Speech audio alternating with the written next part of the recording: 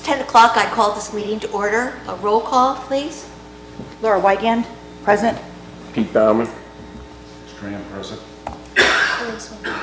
And Dolores Blackburn. We have a quorum. Would everybody please stand for the Pledge of Allegiance? I pledge allegiance to the flag of the United States of America and to the republic for which it stands, one nation, under God, indivisible, with liberty and justice for all.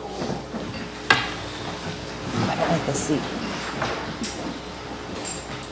Well, I know most of you are here regarding a potential application, but we need to do some housework first, and that's this is the first meeting we've had for 2025, and we need to reorganize the board. Starting with nominations for the chair. Could I hear any nominations for the chair? I'll nominate you. I second. Are there any other nominations? All in favor, please say aye. Aye. Aye. It's like drawing the short straw. For vice chair, could I have a nomination for the vice chair? I nominate Pete. You know, if nominated, I won't accept. If elected, Oh. I won't serve. You're going to pass? Yeah. I've been there. I'll nominate Laura. Could I have a Second. second? All those in favor? Aye. Aye. And for secretary, I nominate Jack Steinmeier. Do I have a second? Second. Are there any other nominations? All in favor? Aye. Aye. Congratulations, Jack. Moving on, has everybody had an opportunity to review the agenda for this morning's meeting? Yes. Yes. Could I have a motion to approve the agenda format? I approve the format. Second. All those in favor? Aye. Aye. There are two meeting minutes that we need to approve. The first one is a little unusual in the fact that I was the only one there, of the board members. So I approve. It was kind of an unusual situation. The second one, though, we did have a quorum. Could I have a motion? Could I have a motion to approve the minutes as presented? I make a motion to approve the minutes as presented. Could I have a second? I'll second. Laura, Pete, and I are the only ones that could vote on this matter. All in favor, aye. Aye. Minutes approved. Now to the heart of the meeting here today, and that's new business, which is an informal discussion with Chris Larimore, the developer of Dreams by the Water subdivision on Washington Avenue, regarding the residential or R1 zoning requirements concerning setbacks and the size and type of house being considered for development on the 10 lots in the proposed subdivision. Mr. Larimore, you want to come forward? Actually, we can start with the staff report. Okay, Jack, you're on.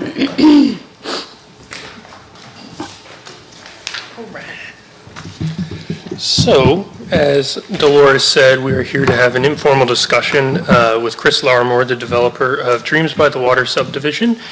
And basically this meeting is an informal discussion regarding the zoning ordinance and the front and rear setback requirements relative to the proposed housing styles and sizes to see if the board would be amenable to changes and consider a variance application for all of the lots. And we're really having this conceptual meeting to see if it's reasonable for the property owner to move forward and file his variance applications for each lot within the subdivision. So a bit of background. In 2020, the old Coast Guard housing property on Washington Avenue was sold after the original housing buildings were demolished and removed from the property. The purchaser, Dreams by the Water LLC, and its agent, Tom Kavunis, submitted a conceptual sketch for a subdivision for this property into 10 residential lots. After a considerable amount of discussion on the subdivision requirements, a preliminary plat was submitted in June 2021. The initial review of the preliminary plat was completed that required corrections and a resubmission to the town. The town was finally able to approve the preliminary plat on July 5th, 2022, and signed off on the utility and right-of-way construction drawings for the subdivision. The construction work for the infrastructure for the subdivision has taken longer than usual for a variety of reasons, including funding and redesign of some element of the infrastructure.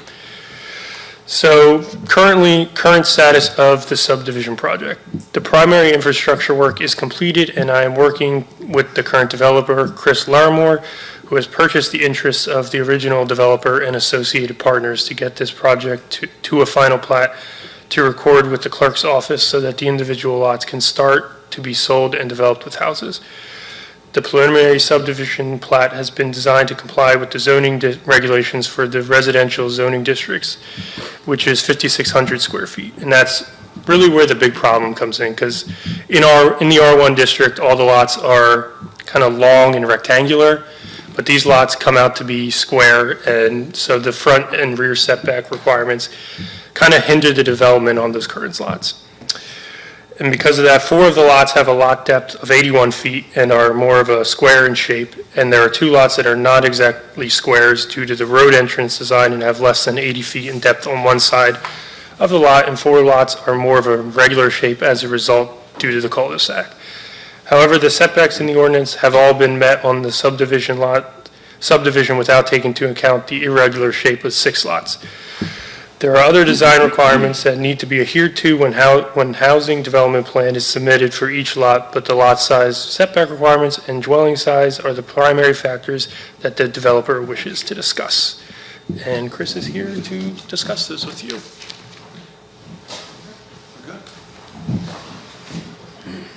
Good morning. Morning. It is truly a pleasure to be here. Couple clarifications, if I may, at absolutely no fault of staff, and I would like to add they have been an absolute dream to work with. I mean, it's really been fun. I'm from the old school, so if you don't mind, a little bit of background as to what brings us all here today, and as I said, a couple minor clarifications. I've been coming to Cape Charles for about 12 years every weekend. And much like a lot of people that you deal with, have become quite smitten with the town. So last fall, I've watched this particular development over the course of the last 5 years, and it looked like it was going to come to fruition. I went to one of the agents and tried to buy one of the lots with the intent to build a home, keep that home as a second home, and ultimately relocate down here. I'm from Ocean City, Maryland. Please don't hold that against me. So additionally, yes, my background is in development. Generally, development's anywhere from 100 to 500 lots. I retired several years ago and have no desire to go back to that. Inasmuch as when I was dealing with the real estate agent on this single lot in this development, very quickly I picked up that the building envelope, what was actually allowed after the current setbacks, was just not a home that I would choose to build. And I want to be very clear. It doesn't mean that they're bad homes. It doesn't mean the people that are in those homes are bad. I built a lot of manufactured and modular homes, probably in excess of 500, that were a typical 24, 28 by 50 foot home. It's a rancher. And that's just not what I envisioned that I would like, or that I think that the market or the town would like. So immediately I expressed that I did not have an interest in the development. That led to a subsequent meeting with the purchasers, 4 different partners in the development, and I was quite curious as to how this ever came about. So putting that behind us, at one point, I did actually have an interest to go ahead and take the entire development, subject to a variance of putting homes in there that I personally would want to move into. So another small correction, but a key correction, is the 4 original partners have now dwindled down. However, they have maintained not only the interest to build their own homes in there, but I think they've actually become more excited and more enthused. It's a little difficult after 5 years to be re-energized, but in fact they are, and they're with us today. 2 of the lots have actually transferred, sold, and settled. Both of those folks are with us today. So what we have before you is actually not a developer. What we have is hopefully what's going to be your neighbors, your friends, and your family, but we represent all 10 lots. So it's not just the half the lots I have. We're all here, and quite remarkably, we all agree, we're all on the same page. And as I said, we've become friends, and I hope to see that continue. I'm sure it will. The key in hindsight, I don't want to say error, I don't want to say oversight, let's just call it a challenge. The number one challenge was the road. And with all parties here, I don't mind saying this because this is exactly what they said to me. They said, we didn't have the experience to, as we were into this and as it was, built and developed and hired people, we didn't really understand the impact of what will become a VDOT road. The development 100 feet to the west has a 20-foot road, and that's truly what they envisioned, is to say this is going to be the size of our lots, our homes, and so forth. Well, ultimately, they had to put in a VDOT road, which is a 50-foot road and easement. So the road is actually 28 feet wide, you have 2 curbs, but you have a 10-foot easement. So that took 50 feet right down the middle of development. So as all the final plans were done, the curbs were put in and so forth, that's what restricted the majority of this building envelope. So to take that a step further, one of the things, and please, in no way am I trying to educate or persuade you in what your duties are in the eyes of the code, the zoning code. But over 40 years, one of the things that I found with a lot of people, both on an administrative level and both on a volunteer level, is it's not necessarily the exact code, it's the intent of a code. Let me give you a good example of that I've dealt with too many times I don't even choose to remember. A side yard setback, in this case, is 5 feet. The idea is that you will have minimum 10 feet between homes. I can't tell you the number, and there is an allowance for certain mechanical equipment. I can't tell you the number of times that a person will build a home, but the siding will protrude 2 inches into that setback. Or the heat pump that's supposed to be 3 feet turns out to be 40 inches, and they apply for a variance. This is done all over the country in a lot of municipalities, a lot of small towns. And typically what the board and administrative tasks look at is, what was the intent of that setback? Well, the intent through many decades and generations is some of what you will find in Cape Charles. When the houses were too close together, heaven forbid, from a safety standpoint, it really comes down to 3 things. It's safety, quality of life, and then what now has become an environmental concern about retaining water on the lot. So as officials look at that, and then us as, I'll say, lay people and citizens, one from a safety standpoint is, unfortunately, there are times that you get a fire in one of those houses. When it's 5 feet apart or 6 feet apart, not only do you have an exposure problem, but what happens, it makes it very difficult for firefighters to do their job. So they say, we through the years have to increase those setbacks. If you have an individual that for, unintentionally exceeded that a little bit, that's when a board typically looks at that and says, hey, but it still will serve the purpose of what we're trying to do.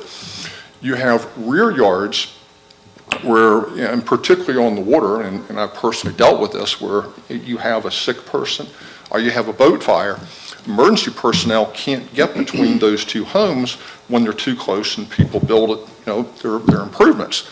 So once again, what was the intent of trying to exceed a side yard setback?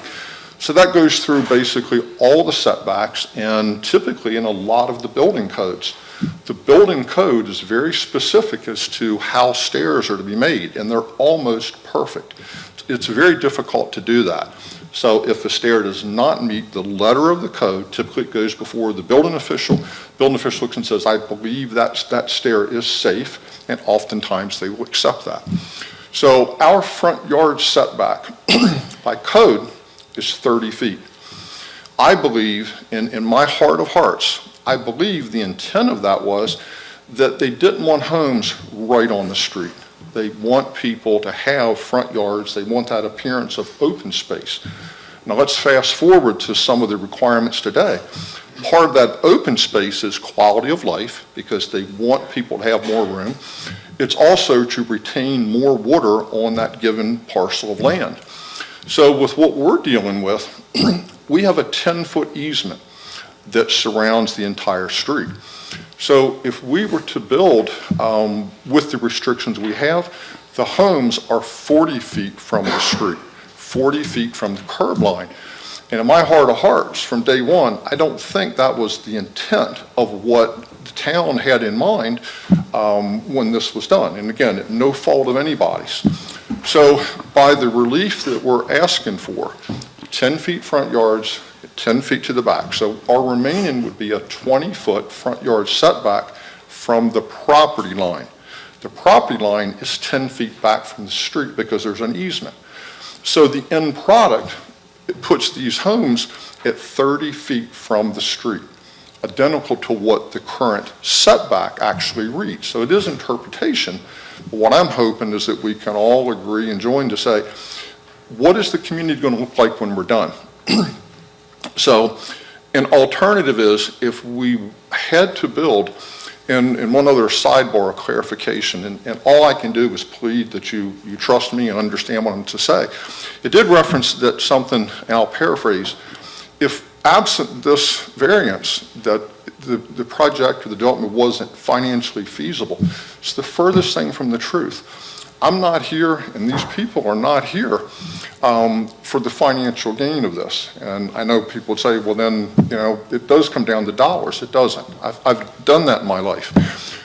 I enjoy a challenge. I enjoy working with people. And that ultimate trophy of building something nice that has the aesthetics that we can all be proud of, that's what I'm passionate about. That's what I'm here for.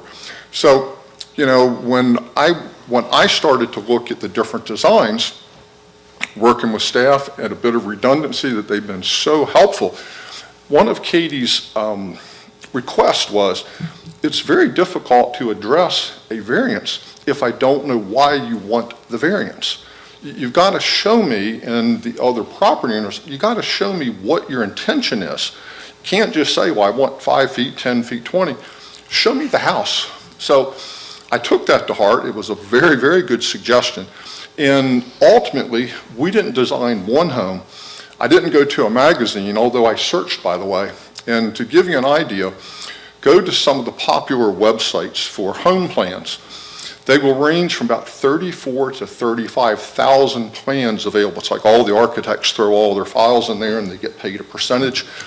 If you search this building envelope with the criteria that we need, it comes up with 28 homes out of 34,000 homes. This rancher that I referred to earlier is just not as desirable by, I would say, the folks today that want outside porches. We want broken roof lines. We want design. We want character. So I followed Katie's advice, met with everybody individually, and said, what do you really think you would like to build? I'll give you an example. Rolene, lot 10, she says, well, I really want a garage because if I'm going to be in Cape Charles, I got to have some place to put my golf cart. And yes, I really want to sit outside. I want a front porch and I want a rear porch. I want to be outside. I want to enjoy this, my friends, my family. I don't want to just go inside my house. And I said, well, you realize you can't do that. Well, no, I don't. And I said, well, under the current guidelines, we can't.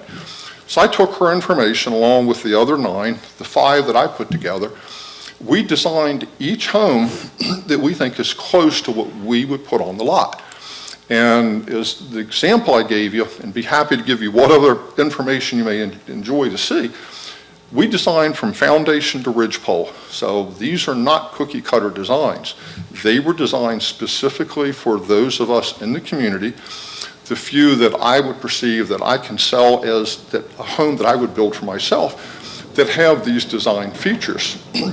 So I believe you have a couple. We did not share the 3D renderings with the board, we just provided the two-dimensional information. So this is what, right now, I go from the surveys to the architects. We actually send this to a company in Washington that can do a digital image of exactly what the homes, the neighborhood look like. We actually flew a drone twice where you can see how it blends in with the surrounding communities. So the idea and the concept being that it's uniform, it meets our needs and what we would like to have. And ironically, it fits so much of what the code is, or the intent of the code as far as design, in the other areas of Cape Charles. So it's more of a coastal design, that tries to match where we think the town would like to go and where we would like to go. So.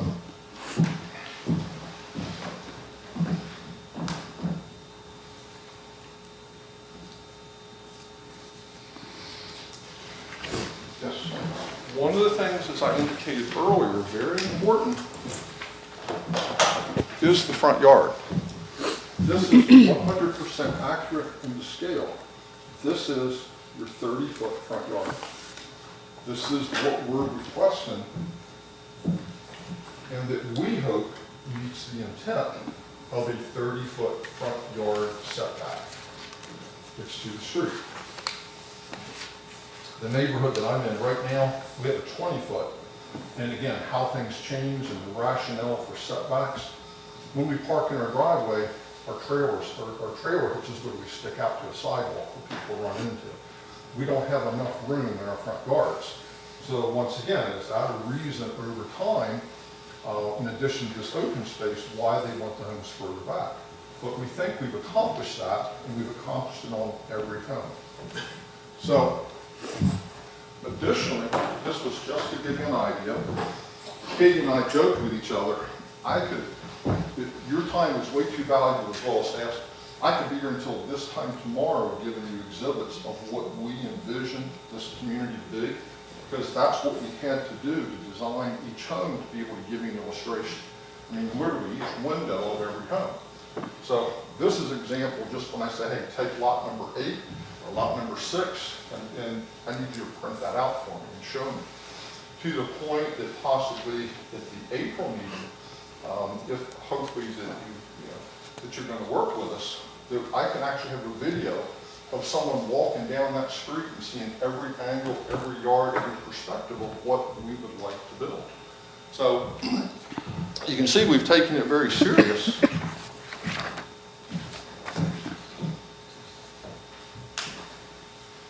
So, a couple points. They may possibly just be a little redundant, but I've got one that literally the architects called me with last night that I think is the most remarkable of all. If you take, in the spirit of open space, in the spirit of setbacks, one of the things that I provided to staff and that they put in your worksheet is, if you take the existing building envelope, it's a total X square footage. If we are granted a variance, that grows exponentially till now this is the larger envelope. What we really have given some thought and stayed up late over the last week, but it's not the new building envelope, it's what is the footprint. What is the existing footprint that we could build on those lots? If a person comes in and says, okay, I'll put the 26 by 50 foot ranchers on all lots, versus what we propose, and you have the site plans that have an overlay of that exact house. Right now, all of the lots together are 66,000 square feet. The current building allowable envelope is 20,700 feet. So we could, by what is currently approved, the footprint of the allowable homes is 20,700 feet. If you look at the footprint of what we have actually designed and what we propose, it's 18,800 feet. So we have actually, and I have to say by accident, and once again with redundancy to Katie, by designing the individual homes, what we have found out is we don't need as much footprint. It's currently allowed. What we need is more depth. By having the depth in building something more square, we were actually to accommodate more and to reference something else that's currently in, and I'm going to use the term loosely code, so Katie help me. The desire, the standard that we try to achieve is that the improvement, the footprint of any new home does not exceed 50% of the available open space, the total. If you have a 5,000 square foot lot, they would like you not to go over 2,500 square feet of footprint. Is that correct? Right now, we're at 28.6%. That's how much more open space we actually have available. So we're almost twice better than what the code requires by what we've actually proposed in our homes. You know, and again, I have to tell you, that was more of an accident. That wasn't something we were trying to achieve. But what we've been able to do in summary is, instead of having something that's long and rectangular because of the restriction of these lots, is with a variance, we want to build something that's more square. Hopefully that we can all agree, you know, has the good aesthetics.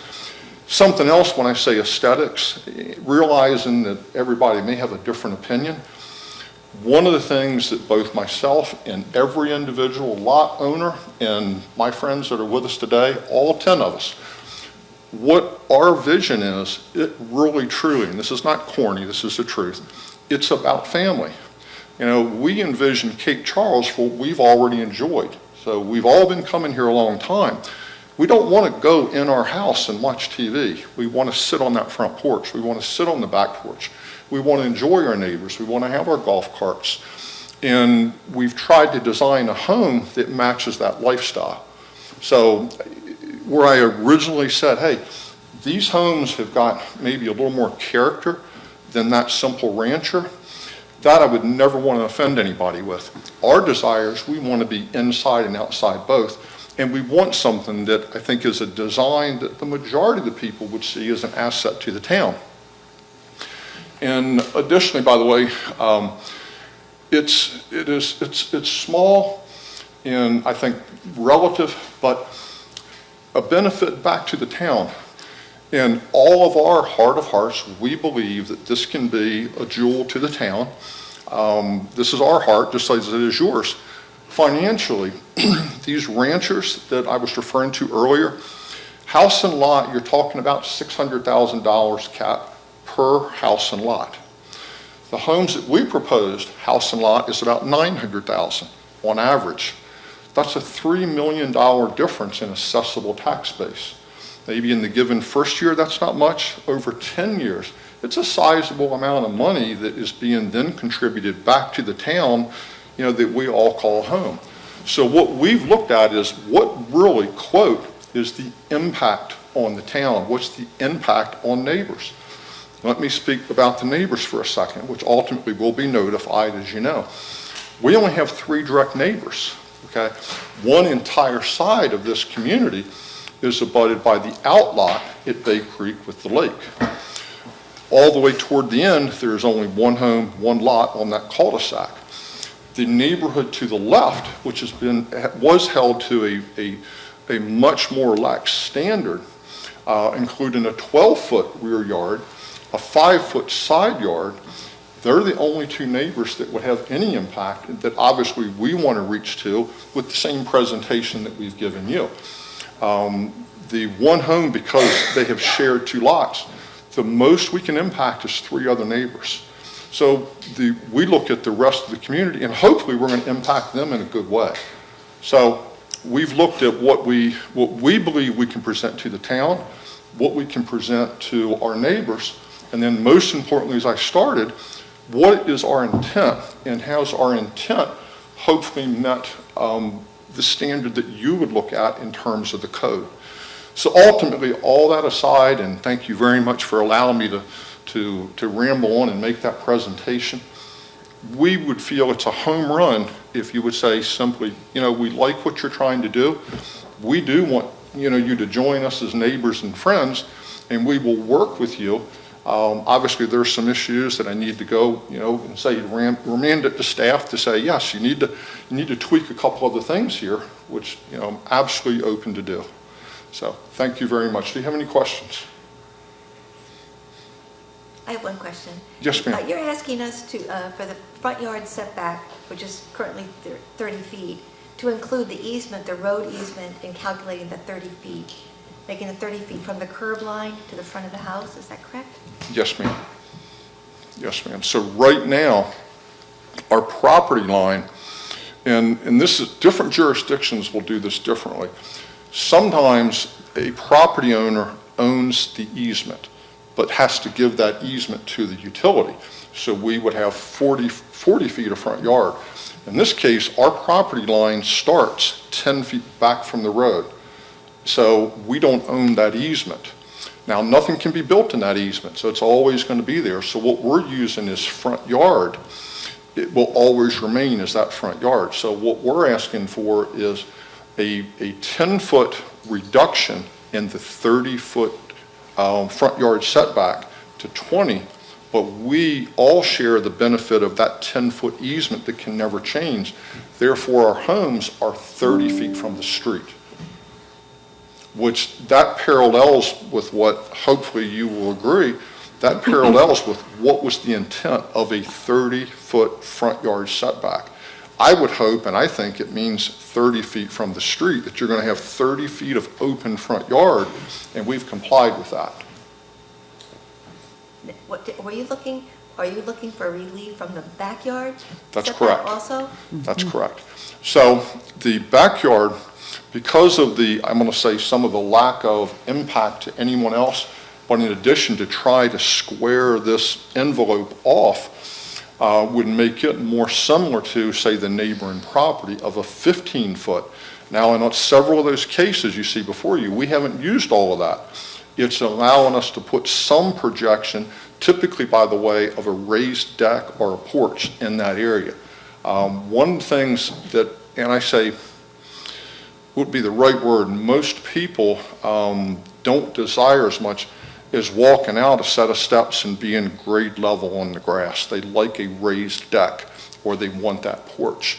Now, ironically, once again, the code is also specific as to what stairs can go into a setback. You know, what other improvements can go into setbacks. I tried to lump that together that basically everything now needs to stay in the new footprint, which is what we presented. So, although that footprint is now less than what's allowed, we're able to put everything in it. All of our mechanicals, all of our porches, our front porches, our back porches, everything. Thank you. Thank you. I have a question as well. Yes, ma'am. So this will not include sidewalks, correct? That's correct. So is that, Katie, is that a town issue? Aren't new builds supposed to be putting in their own sidewalks? That's correct. In the subdivision plat, there's supposed to be sidewalks. Okay, all right. And then I just have one other question is, you know, in order for us to consider a variance, our limits are, we need to understand what your hardship would be if, in order for us to allow that. So far, I don't really see a hardship other than design feature, and perhaps monetary value because the houses would be larger. So I just don't understand where the hardship is. That wasn't something that you already understood purchasing the property.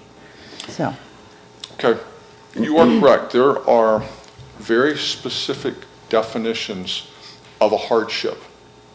Along that very same accepted trend, if you would, or definition of hardship, is the available allowance to say, one, if you had a financial hardship, that can't be considered. That is part of, I believe it's actually Virginia law and Maryland law. So it's not like, well, if I can't build a bigger home, I can't sell it, that's off the table. Is a hardship then more on a personal level to say, yes, you have 10 property owners that are saying this was, regardless, please, that maybe, and I would agree, maybe it's something they should have known or they could have known. The reality is they didn't know. So that actually now they can't build the house that they would have originally envisioned. Is that a quasi-partial hardship? That's really something that, yes, you get to make that decision. What I'm here to hopefully ask for and be granted is to say, are we a hardship to anyone else? Do we have a negative impact to anybody else? And it's something that you weigh as a board to say, is the positive, does that far outweigh the negative? And I, again, of my heart of hearts, I don't see any negative at all. It's what we can bring to the table with what I believe and all my friends believe is just a much, much better product. So we did not look at, and as I said earlier, I didn't look at dollars. It's not a percentage that I make on a house. That's not why I'm here, and I give you my word to that. I enjoy doing things right, and I can fill the room with people that say he's just that odd. He's a strange guy. I enjoy working with people and doing the right thing. I want to put something up there that we can all be proud of. Is that a hardship because I don't want to put 52 by 26-foot homes? By definition, it is not. All of us as a group, we've looked at, at this point, we don't know what we would do without hopefully having some relief. And it just was a very, very honest oversight over the course of the last 5 years.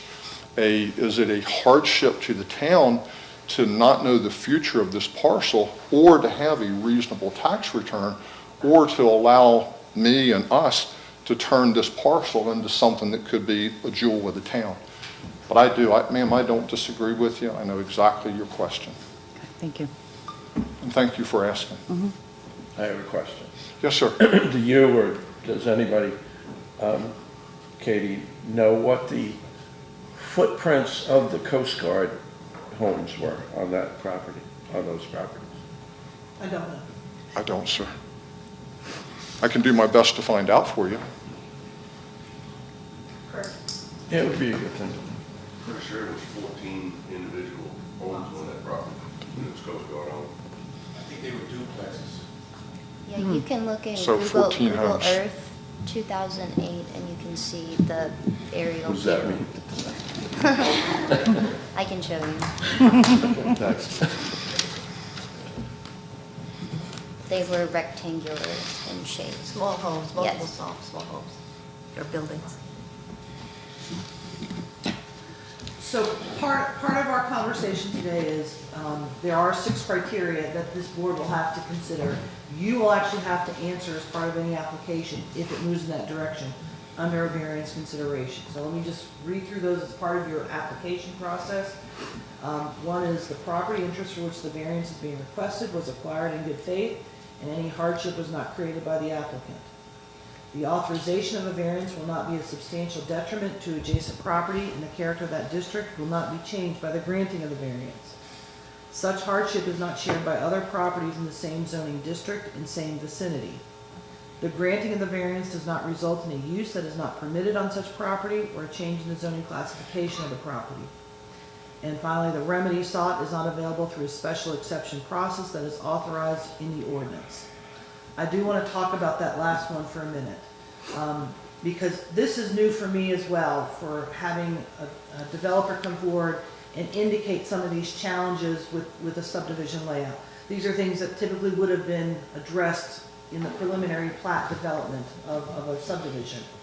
That's why we gave you the history, because this has been a long time project on the books and has gone through multiple staff, multiple individuals at the table to plan this. Our subdivision ordinance does have an exception process. It's called a deviation or exception. It does allow, through the subdivision agent alone, to make some modifications to the requirements of the zoning ordinance based upon the layout and other issues that have been identified. Potentially, this project might fit that bill versus a variance process. I didn't locate that provision of our ordinance until probably the last 2 weeks, because I've been giving this project a lot of thought how to solve these problems. Well, thank you. So yes, I did a lot of research in our subdivision ordinance and located this provision. So variance may not be the only avenue of pursuit here, because I think there are some challenges of being able to successfully answer the variance criteria for these properties. So I just wanted to raise that to the board's attention in your conversation today with Chris. So, I'd just like to make one comment. Almost all of the lots in the R1 zone in Cape Charles are 40 feet by 140 feet, or approximately, long, thin lots. yes. So the 30-foot setback, front yard setback, makes sense for these long, skinny lots, but maybe not so much for a rectangular lot.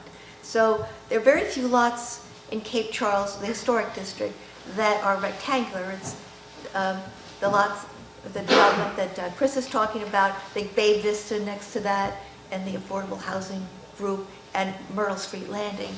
So we have some lots that don't really fit the criteria for these zoning ordinances in a way, so. And looking at a plat for the entire historic district, really, that kind of just pops out. Speaking with several of the original engineers, and I can tell you I'm not a person to get upset, but I was frustrated for the developers as to why some of the engineers that should have and could have said, look, do you understand what the end products, because they should be educated people that our folks paid an awful lot of money to have this come up at a late hour like this. Building envelope is very, very critical. And as you've said, what we're asking for is something much more comparable to the rest of the town and what's, I would say, reasonable. And I think a lot of what Katie read, I think we do meet. Do we meet everyone to a T? We don't. And that's why we're here before you. Bill, do you have any questions? Katie, I hate to ask this question, but in the historic district, do we have dwellings that are within those 30-foot setbacks in both the front and rear? Not every lot in the historic district conforms to the ordinance requirements at 5,600 square feet and a 40 by 140 dimensional layout. So we do have what are called legal non-conforming lots. They were lots created prior to the zoning ordinance came into effect in 1994. So there have been allowances. Our ordinance envisions allowances for that, and some of them may have over time sought exceptions to locate or have reduced their setback requirements. I don't know that answer for certainty across all the lots. But any that do meet the requirements of the 40 by 140 equals 5,600 square feet, then they have met the requirements. There is one deviation allowed in the R1 district, which is we have a prevailing wage setback, not wage, prevailing setback for the front property line. So if the neighborhood block started at 15 feet versus 30 feet, but that's where the front house started at 15 feet from the street, we allow the entire neighborhood to stay consistent with the creation of that neighborhood block. So you had a row of houses all with the same front setback. So there is that allowance built into the ordinance for that consideration, yes. So that would, the proposal here would fit that criteria? I think there are some factors in support of what they are seeking for relief of the front setback in particular, because this is, number one, it is not a direct subdivision like you have everywhere else in the Cape Charles Historic District area, meaning it is not a direct, all these homes are not directly facing on Washington Avenue or Monroe or Jefferson. They are going off in a different direction, and so they are creating a whole new subdivision. So to some extent, they are creating a new standard for themselves. So any consideration of a reduced front setback would not be harming any other street or house on that street per se. They're all in this together. That was one of the conversations that we had early on, is how do we do this? How do we put the request forward? Lot by lot, or do they need to look at this en masse? And so that's why we said, let's do this conversation today and an en masse look at the whole subdivision. Because to some extent, the lots don't fit the tradition of how we did our zoning ordinance, which was really setbacks based upon long rectangular lots. They weren't really envisioned for square fat lots, the way these are. So, I don't know if I answered your question. Thank you. The engineers I were referring to, they had a favorite expression across the board. The two engineers, the three surveyors that were adopted by the original developers, they are holding you to a conforming standard with non-conforming lots. Now, I don't like that terminology because we did the non-conforming lots. This is not a blame to somebody else. Did a lot of people review it? Did a lot of engineers and surveyors that, as I said, in hindsight, I wish I'd brought it up earlier? Sure. Right now, the streets are in, the utilities are in, the curbs are in, and we're faced with a home that's only 26 foot deep. And I will make one correction, just so everybody knows, in our zoning ordinance in the R1, the conforming requirement is the square footage. 5,600 square feet is the requirement in the ordinance. We do require a 40-foot front setback, meaning you got a 40-foot wide facing portion of your property to face a public road. So that's the 40 feet requirement. We do not have a requirement of depth. So the 140 is what has grown out of time, and that was original from when this town was platted to begin with, back in the late 1890s. But that is not a requirement in our zoning ordinance that the depth needs to be 140 feet. I just want to make everybody aware of that requirement. That's just how the math ended up working out. Well, on this track of property for Dreams by the Bay, I don't see how you could create or conforming lots on that particular track, 40 by 140 foot lots. You would have to have non-conforming lots there. Yes, ma'am. But yet, at the same time, they're still conforming because they're all over the 5,600. Correct. That's correct. square feet. So in that Yeah. regard, Yeah. they met the subdivision requirement Right. to conform to the requirements of the R1 zoning district. And as long as the house footprint doesn't go over 50% of the lot. Correct. Okay. That's not, so just to back up a little bit, the subdivision plat creation doesn't necessarily get terribly involved in the building footprint conversation. They have to ensure that they are creating a lot that has buildable space, and that was done as part of this process.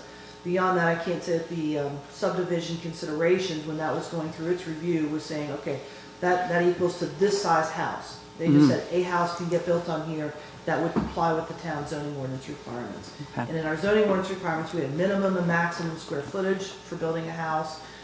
With that, we also have design considerations that are part of the R1 zoning district. As Chris has referenced, there are other things that come to play, such as where certain intrusions can happen into the setbacks for things like mechanical equipment, or your porches, or your steps. In the front steps, you can't have those intrude into the front yard setback, but if you have a backyard or side steps, some of those can be intruding into the side setback. So there are some exceptions allowed in the ordinance. I can't say we go into that granular detail when you're doing the subdivision plat creation, that's all. Okay.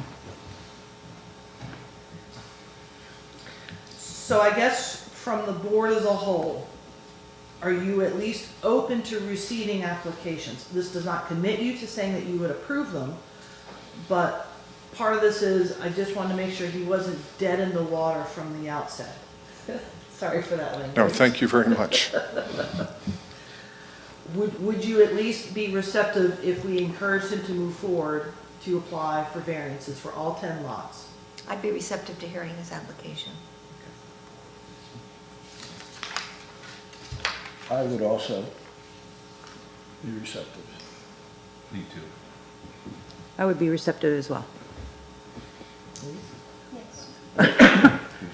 So that's the best I can give you today, Chris. That is more than one could have ever hoped for. Thank you so much. Thank all of you. And as I said in summary, we look very forward to being your family and your friends, not walking in here as a developer or people that envision selling their homes. We want to be here with you. And we'll do everything in our power to make sure that everybody, to the extent humanly possible, will be happy. Thank you again very much. Your time is valuable. Thank you, Chris. We appreciate it very much. Thank you. We have a few other items of business tonight, this morning, not tonight. The meeting wasn't that long. The next item on the agenda is the annual report for the BZA. I think everybody's had an opportunity to review it. Any questions? Anything you want to highlight in the report, Katie? I don't think so. Again, we try and, we've now developed a consistent formatting for this report. This is now our third year doing this for you. So we've showed you all the staff changes, the board changes, what education is occurring for the board and the staff members themselves, the number of meetings you had, which we're probably pretty consistent. We're doing about 3 meetings a year, which I think is actually on par for where Board of Zoning Appeals should be. We shouldn't be meeting every month. If you are, then we have something wrong in our zoning ordinance, candidly. So I think in that regard, I think we're on tap with that, and we've detailed, just so we have a history of what happened at each of your meetings. Yes, we ended up with 2 appeals last year, and then 1 request for variance to the side yard setbacks. So that way, this will be a document we can refer to for historical purposes, and it goes to the town council as well, once you adopt this, for them to accept and receive. And they also have a historical record of your work product. Anybody have any other comments on it? Otherwise, Laura? Yeah, I have a question. Just, no offense to Bill or to Jim, being on the Planning Commission and the BZA, you know, from what I've learned, that it's very few commissions can you cross over, Planning Commission being one of them.